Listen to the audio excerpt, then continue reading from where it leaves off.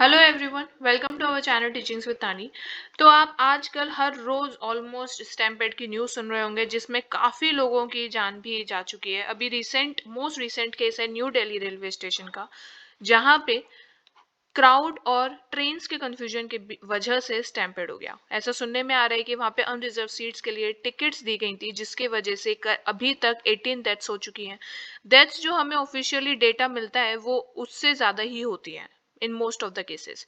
तो हम ये टोटल बता ही नहीं सकते कि एग्जैक्टली कितनी ज़्यादा मौतें हुई है, कितना लॉस हुआ है, बट अगेन ये एक बहुत बड़ा इशू है जो आज के समय पे इंडिया फेस कर रहा है। कुछ ही टाइम पहले महाकुंभ स्टैम्पेड हुआ था।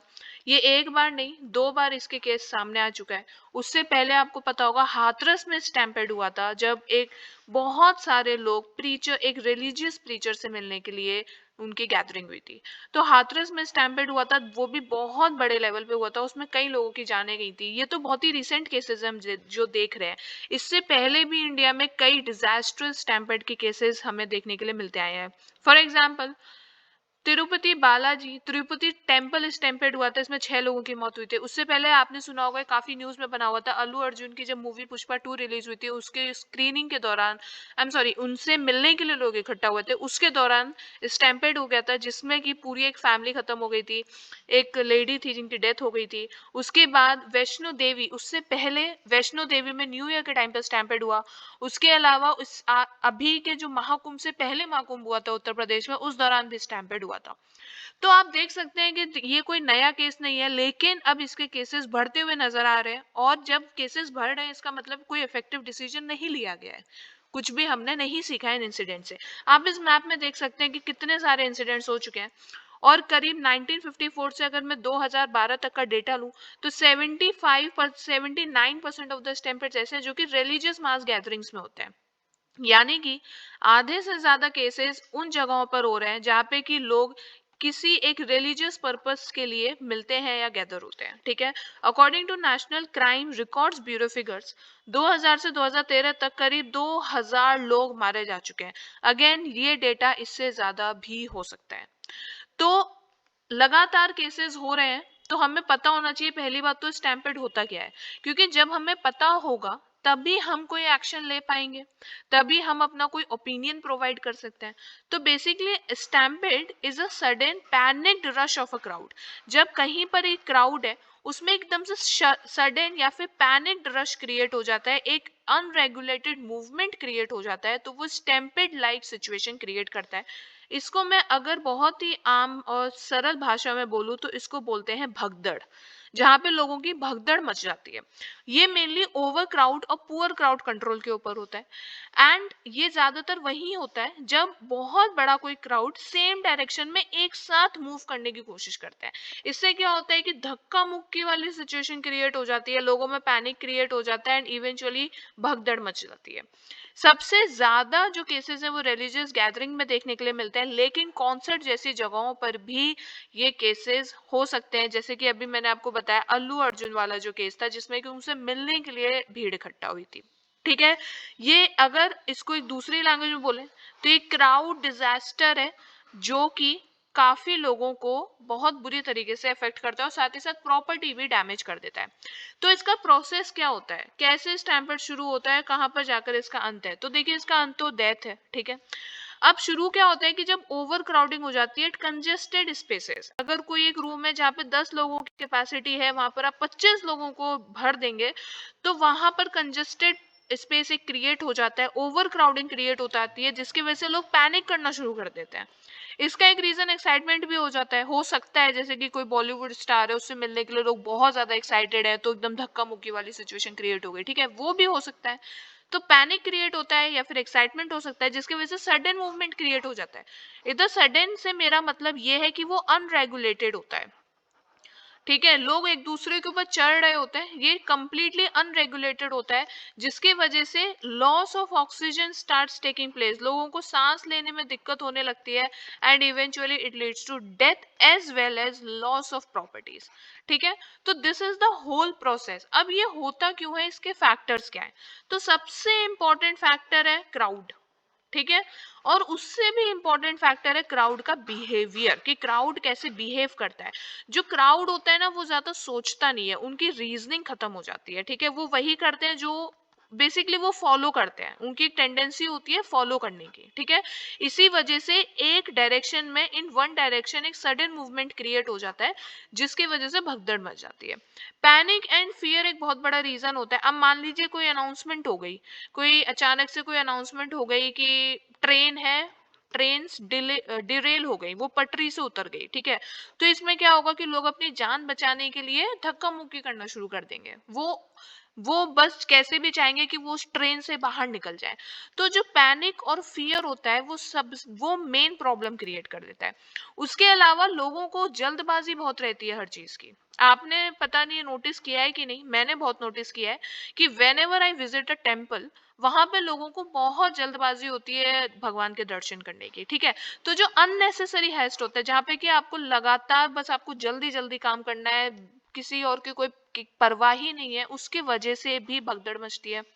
सडन अनाउंसमेंट्स हो जाते हैं। सडन अनाउंसमेंट से मेरा ये मतलब है कि when there is poor management, जब वहां पर जिन लोगों को रखा जाता है क्राउड को मैनेज करने के लिए, तो वो उसको बहुत ही पुअरली मैनेज करते हैं, सडन अनाउंसमेंट्स करते रहते हैं कि 2 मिनट में दरवाजे बंद होने वाले हैं, या फिर ये रूट बंद हो गया है, अचानक से हमने यहाँ पे बैरिकेटिंग कर दी है। अब अचानक से आप कोई रोड बंद कर देंगे तो फिर दूसरी रोड पे कंजेशन क्रिएट हो जाता है, ओवर क्राउडिंग हो जाएगी, लोग पैनिक करना शुरू कर देंगे। तो जो सडन अनाउंसमेंट्स होती हैं ये भी स्टैम्पेड लाइक सिचुएशन में कंट्रीब्यूट करती है। उसके बाद सिक्योरिटी इश्यूज होते हैं। सिक्योरिटी इश्यूज का मतलब कोई प्रॉपर सर्वेलेंस ही नहीं है, लोग बैरिकेटिंग को तोड़कर घुस जाते हैं, ठीक है। कोई प्रॉपर एंट्री या एग्जिट डोर्स नहीं होते, कोई प्रॉपर चेकिंग नहीं होती। आप रेलवे स्टेशन पे चले जाइए, चेकिंग के नाम पे कुछ नहीं है, ठीक है।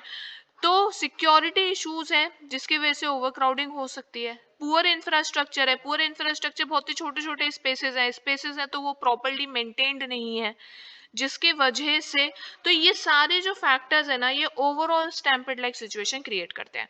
अब इससे होता क्या है, सबसे इंपॉर्टेंट तो होता है लॉस ऑफ ऑक्सीजन। जब ये भी भीड़ होगी, भगदड़ मचेगी, लोगों को सांस लेने में दिक्कत होती है तो लोग पैनिक कर जाते हैं, वो अपनी जान बचाने के लिए इधर से उधर भागते रहते हैं, लोग एक दूसरे को रौंदते हुए चले जाते हैं। तो जो लॉस ऑफ ऑक्सीजन होता है, जब लोगों को सांस लेने में दिक्कत होने लगती है, ठीक है। उसके अलावा बहुत सारे लोगों की जान चली जाती है, जिसका ट्रॉमा सालों तक रहता है, जनरेशंस तक रहता है वो ट्रॉमा। लॉस ऑफ प्रॉपर्टी होता है, डैमेज ऑफ प्रॉपर्टी होता है, लोग तोड़फोड़ करना शुरू कर देते हैं पैनिक में आकर। Then increased burden of infrastructure takes place. Infrastructure जैसे कि हॉस्पिटल्स, लोग हॉस्पिटल्स की तरफ भागते हैं, ठीक है। तो हॉस्पिटल्स पे एक सडन बर्डन क्रिएट हो जाता है, जो कि अफेक्ट कर सकता है क्वालिटी ट्रीटमेंट को भी, ठीक है। हो सकता है फिर उन्हें क्वालिटी ट्रीटमेंट ना प्रोवाइड किया जाए। अचानक से इतना सब कुछ मेंटेन करना, अवेलेबिलिटी को बढ़ाना, एक्सेस करना, जैसे कि आप कह सकते हैं एम्बुलेंसेस की अचानक से जरूरत पड़ जाती है, पुलिस की अचानक जरूरत पड़ जाती है, फायर ब्रिगेड्स की अचानक से जरूरत पड़ जाती है। तो वो इंफ्रास्ट्रक्चर पे बर्डन क्रिएट करता है। ऑल्सो पब्लिक और पुलिस के बीच में ट्रस्ट गैप क्रिएट हो जाता है, क्योंकि पब्लिक को लगता है कि पुलिस कुछ नहीं कर रही है, वो बिल्कुल मैनेज नहीं कर रही है, लोग मर रहे हैं, जिसकी वजह से एक ट्रस्ट गैप क्रिएट हो जाता है। So these are the consequences. अब उनसे डील करने के लिए, स्टैम्पेड से डील करने के लिए एनडीएमए ने कुछ गाइडलाइंस इशू की थी, ठीक है। So this is the whole diagram of it. तो एनडीएमए ने प्रिपेयर किया था suggestive framework for preparation of crowd management plan for events venues of mass gathering. तो उसमें उन्होंने बताया कि हमें क्राउड मैनेजमेंट के लिए सबसे पहले हमें रिस्क असेसमेंट होना चाहिए, प्रॉपर एक कैपेसिटी बिल्डिंग होनी चाहिए, ठीक है। कि इंफ्रास्ट्रक्चर का स्ट्रांग होना इंपॉर्टेंट है, हमें पता होना चाहिए कि कितने लोग आ रहे हैं, कहाँ से आ रहे हैं, किस टाइप का इवेंट है, एक्सेट्रा। तो हमें टाइप ऑफ इवेंट पता होना चाहिए कि वो रिलीजियस है कि पॉलिटिकल है। उससे क्या होता है कि जब हमें टाइप ऑफ इवेंट पता होगा ना, तो हम क्राउड बिहेवियर को समझ पाएंगे कि क्राउड किस तरीके से बिहेव कर सकता है। मान लीजिए रिलीजियस गैदरिंग है, तो उसमें चांसेस हो सकते हैं कि लोग चांट करना शुरू कर दें, या फिर लोग चढ़ावा देना शुरू कर दें, तो उससे भी भगदड़ मच सकती है। पॉलिटिकल गैदरिंग है तो हो सकता है कि लोग भड़क जाएं, कोई ऐसा कुछ बोल दे कि वो कन्फ्लिक्ट क्रिएट कर दे। तो जब हमें टाइप ऑफ इवेंट के बारे में पता होगा तो हम क्राउड बिहेवियर को समझ पाएंगे। ऑल्सो हमें पता होना चाहिए कि कितना क्राउड आएगा, ठीक है, और किस टाइप का क्राउड आएगा, उसका एज क्या होगा, जेंडर क्या होगा, रीजन कितना होगा, मतलब what is the main purpose, ठीक है। तो कितना क्राउड आएगा और किस तरीके का क्राउड आएगा, तो ये क्यों इंपॉर्टेंट है, इस अकॉर्डिंग हम मैनेजमेंट्स कर सकते हैं, हम अरेंजमेंट्स कर सकते हैं। It is important for the arrangements. अगर मान लीजिए सीनियर सिटीजन आ रहे हैं तो उनके अकॉर्डिंग अरेंजमेंट्स कर सकते हैं एक्सेट्रा। मोटिव पता होना चाहिए कि वो एंटरटेनमेंट पर्पज से मिल रहे हैं, रिलीजियस पर्पज से मिल रहे हैं। वेन्यू क्लियर होना चाहिए, वेन्यू का क्लियर होना बहुत इंपॉर्टेंट है, इसका मतलब इंफ्रास्ट्रक्चर स्ट्रांग होना चाहिए। तभी हम क्राउड को कंट्रोल कर पाएंगे, तभी हम उनको एक रेगुलेटेड तरीके से आगे बढ़ा पाएंगे और उनका पर्पस पूरा कर पाएंगे। कि कोई भी जगह है, वहाँ की कैपेसिटी कितनी है, वहाँ पे फैसिलिटीज कितनी है, वहाँ पे एंट्री एग्जिट गेट्स कितने हैं, इमरजेंसी के क्या प्रोविजंस है, एक्सेट्रा, ठीक है। कन्फाइंड है, ओपन है, पब्लिक है, प्राइवेट है, ये पता होना चाहिए। उसके अलावा कॉपरेशन बहुत इंपॉर्टेंट है, cooperation between the stakeholders like police and the public. जब तक पब्लिक पुलिस के साथ कॉपरेट नहीं करेगी तब तक क्राउड को मैनेज करना बहुत मुश्किल होगा, क्योंकि अल्टीमेटली पब्लिक को डिसीजन लेना है और उन्हें ही सुनना है पुलिस की, क्योंकि पुलिस मैनेज कर रही होती है, ठीक है। तो local shops, businesses, NGOs, neighbourhood, ये सब जब कॉपरेट करते हैं तो it also leads to the management, और इससे हम किसी भी बहुत बड़े आने वाले एक इंसिडेंट को रोक सकते हैं। So this was all about the NDMA guidelines that was provided. Also उन्होंने बोला था कि हमें आईसीटी का यूज करना चाहिए, इंफॉर्मेशन एंड कम्युनिकेशन टेक्नोलॉजी का यूज करना चाहिए टू रेगुलेट द क्राउड। तो अब इससे जुड़े हुए चैलेंजेस क्या है, हमने गाइडलाइंस देख लिए, फैक्टर्स देख लिए, कॉन्सिक्वेंसेस देख लिए, लेकिन क्यों आज भी केसेस हो रहे हैं, when we are aware of it, क्यों हम इन्हें रोक नहीं पा रहे। तो सबसे इंपॉर्टेंट फैक्टर है लैक ऑफ इम्प्लीमेंटेशन। पॉलिसीज बन गई हैं, गाइडलाइंस बन गई हैं, लेकिन वो इम्प्लीमेंट नहीं की जा रही है, वो ठीक तरीके से लोगों तक पहुंचाई नहीं जा रही है। कोऑर्डिनेशन की बहुत कमी है between the stakeholders. Greater tolerance for overcrowding. Indians किसी तरीके से ओवर क्राउडिंग की तरफ बहुत ही टॉलरेंट होते हैं, उनको ज्यादा दिक्कत परेशानी नहीं होती। तो ओवर क्राउडिंग की जो बात है वो बहुत ही कॉमन है in Indian society. So of course it leads to stampede like situation. Then population बहुत तेजी से बढ़ रही है, ठीक है। उसके अलावा lack of reasoning among people.